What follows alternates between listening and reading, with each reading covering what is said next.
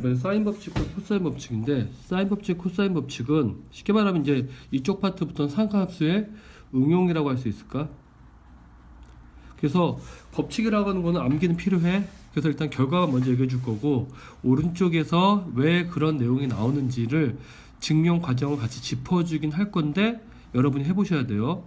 자, 우선 사인 법칙을 먼저 얘기할 텐데, 여기 중요한 단서가 하나 있는데, 외접원의 반지름이 R이야.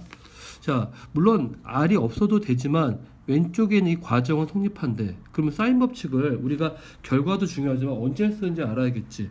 자, 그럼 첫 번째 사인 법칙은 언제 쓰느냐? 일단 마주보는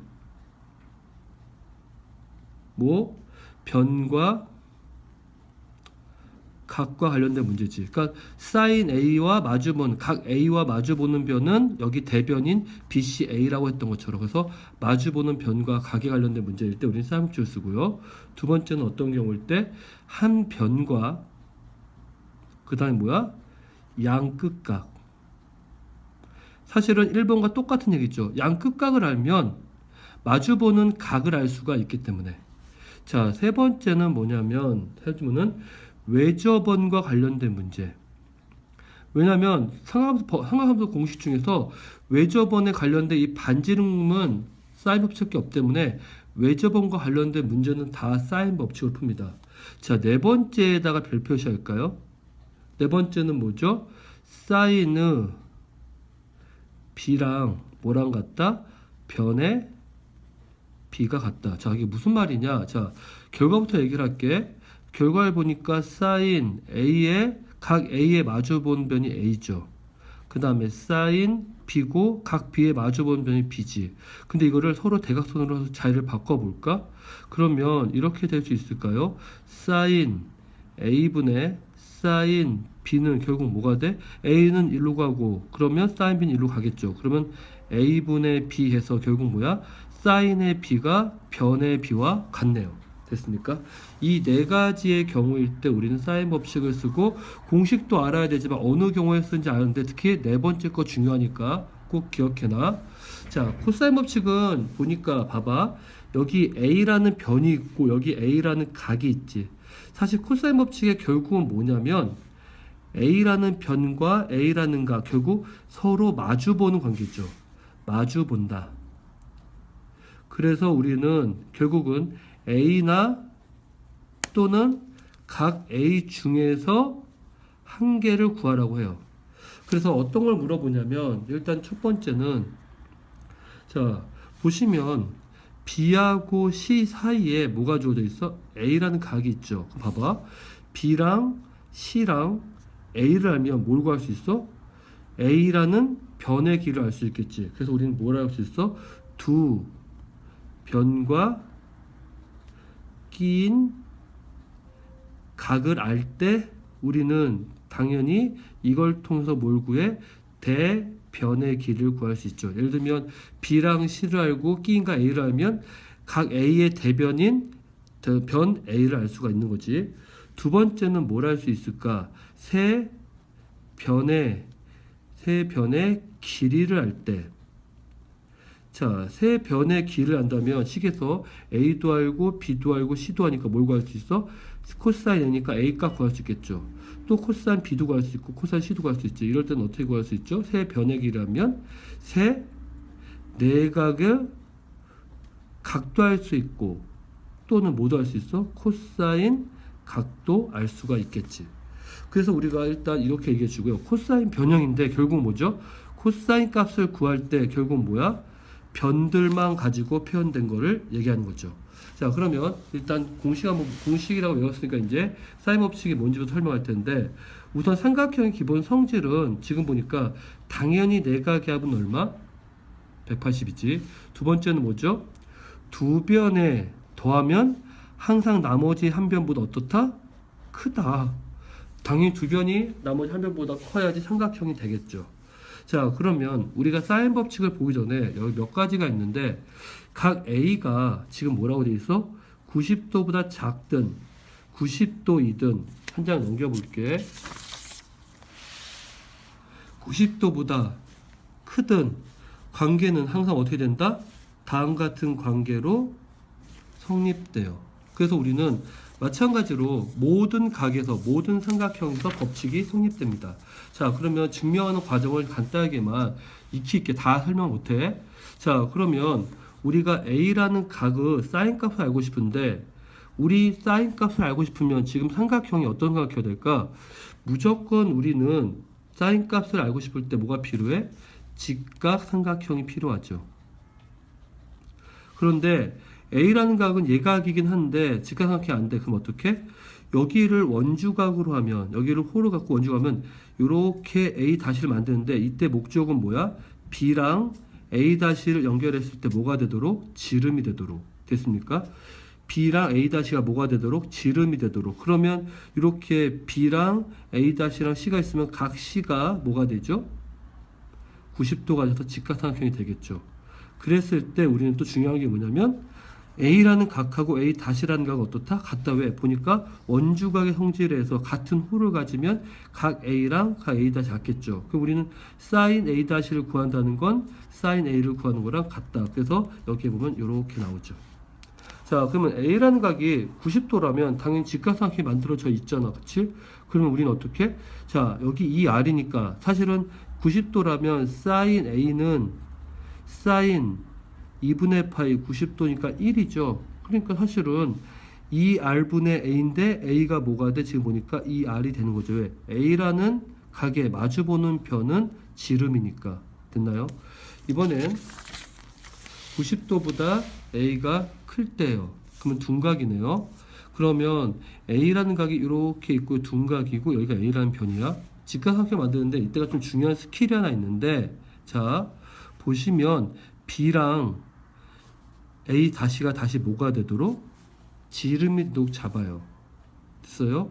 그러면 또 알 수 있는 게 뭐냐면 B랑 A 다시랑 C가 있을 때가 90도가 되죠. 얘가. 됐어요? 그리고 또 하나 알 수 있는 거 이렇게 사각형이 원에 내접하면 당연히 마주보는 대각의 합은 항상 얼마야? 180도가 되는 거죠. 이런 도형의 성질을 이용해서 구할 텐데 결국 sin A를 구한다는 건 sin 180-A 다시를 구하는 건 똑같죠. 근데 여기서 일단 sin A 다시는 뭐냐 그랬더니 빗변분의 높이죠. 그러니까 2R분의 A야. 자, 근데 요거 볼까? 요거 딱 보는 순간 일단 180도는 파이가 되는 거죠. 파이일 때는 당연히 사인이 사인으로 가죠. 그리고 여기 있는 각은 예각처럼 붙죠. 근데 요거 몇 사분면이야? 2, 4분면일 때 사인 값의 부호는 플러스죠. 그래서 결국 사인 A와 사인 A 다시는 같을 수밖에 없고 이미 사인 A 다시는 2R분의 A라는 걸 알고 있어. 그래서 결국 결론이 이렇게 나왔네요. 그래서 우리는 공통으로 들어있는 2R을 이렇게 정리해주면 2R은 sin A분의 A라고 나타낼 수가 있겠죠. 그래서 우리가 이렇게 공식을 정리할 수가 있겠죠. 됐습니까? 자, 여기에 보니까 몇 가지 활용 나와 있는데 아까 했던 그 말 있죠. 한 변의 길이와 두 각의 크기를 알 때 나머지 한 변을 구하는 경우일 때 또 뭐죠? 두 변의 길이와 끼인 각의 나머지 할 때. 근데 여기서 제가 말한 것 중에 안 말한 게 하나 있죠. 뭐예요? 두 가지가 더 있죠. 자, 니은, 디귿은 일단 무조건 뭐와 관련된 문제? 외접원과 관련된 문제가 나오면 무조건 사인 법칙이고요. 리을. 자, 그 마지막으로 뭐죠? 이번에는 사인의 값의 B랑 뭐랑 항상 같다? 변의 B랑 항상 일치한다는 거. 이 두 가지는 추가적으로 쌤이 알려준 거 꼭 기억하시기 바랍니다. 자, 코사인 법칙도 볼까요?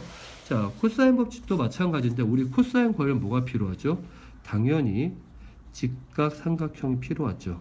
그래서 우리는 계속 직각삼각형을 통해서 문제를 풀어요. 자, 문제를 보니까 제가 일단 정보기부터 한번 해볼게.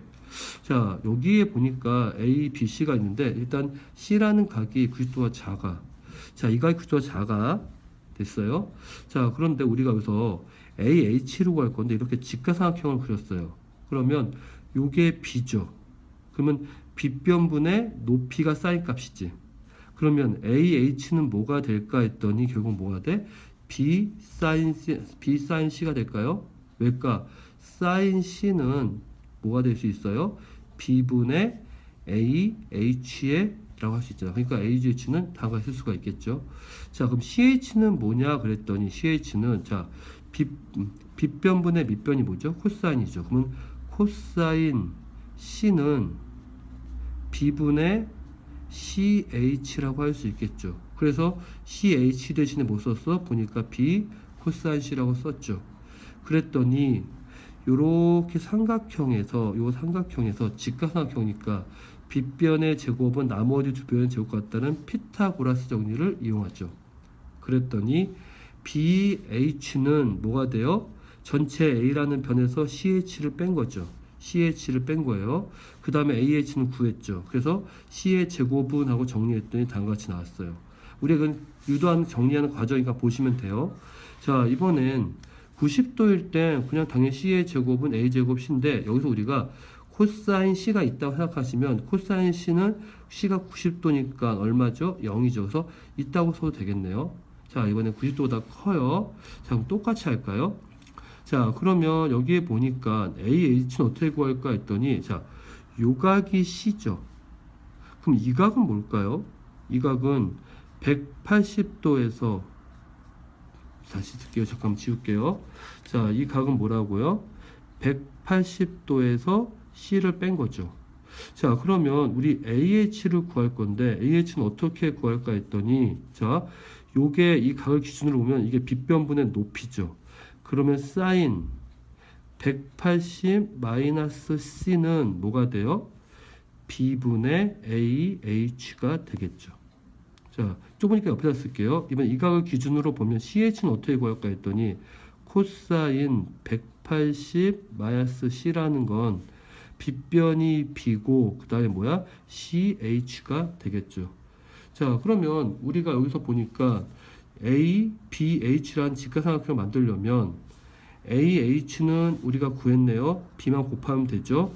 자, 그런데 요거는 당연히 뭐가 돼요? 사인 C하고 같죠. 그래서 B 사인 C가 되고요. 그 다음에 B에서부터 H까지는 A랑 CH를 더해주겠죠. 요것도 뭐가 돼요? 사인 C가 되겠죠. 그래서 이렇게 정리한 다음에 그러면 직사각이니까 이거의 제곱은 요거의 제곱, 요거의 제곱이라고 정리를 했어요.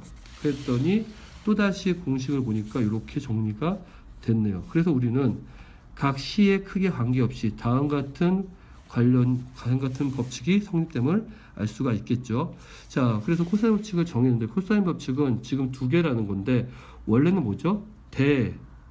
대변과 대각 중에서 한 개를 구할 때 쓰는 거예요, 사실은. 그래서 코사인 법칙 이용하면 두 변의 길이와 끼인각 됐어요? 두 변의 길이가 끼인각을 알 때 구하거나 또는 뭐죠? 밑에 보시면 세 변의 길이를 알 때 우리는 구하죠. 그래서 어떤 경우에 쓰는지도 보셔야 돼요. 그래서 오른쪽에 보시면 다음과 같이 코사인 법칙이 쭉 정리되어 있는데 여기에서 이 정도는 그냥 애교로 봐주시기 바랍니다. 유도하면 되는 거니까. 됐어요? 자, 그래서 우리는 사인 법칙, 코사인 법칙이 있는데 어떻게 하라고요? 외우셔야 돼요. 물론 그냥 외울 수도 있겠지만 각각의 문자들이 무슨 의미인지 아셔야 되고요. 두 번째, 언제 쓰이는지도 알고 외우시기 바랍니다.